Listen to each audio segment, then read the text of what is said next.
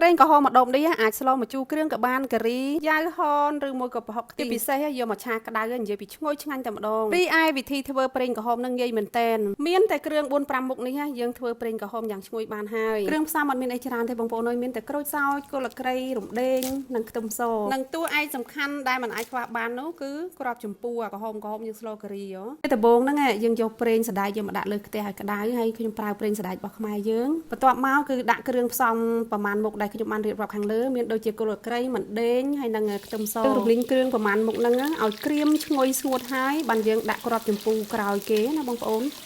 ហើយគ្រាប់ចម្ពោះនឹងដែរនេះខ្ញុំប្រើប្រហែលជា3លាបព្រាបាយឯប្រេងឆានោះខ្ញុំប្រើប្រហែលជា7កន្លះវិធីធ្វើប្រេងក្រហមហ្នឹងខ្ញុំដឹងតាមរយៈTikTok ដែរទេបងអូនប្រុសដែលនៅសៀមរាបគាត់លក់កាទៀវអាសាចែករំលែកអំពីការធ្វើជ្រក់ខ្ទឹមជ្រក់ម្ទេសអីហ្នឹងណាចែករំលែកអំពីវិធី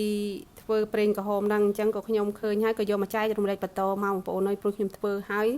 បងចូលម្ហូបឆាអីផ្សេងហ្នឹងវាឆ្ងាញ់ឈ្ងុយណាបងប្អូនហើយបើសិនជាយើងទិញនៅផ្សារក៏មិនមែន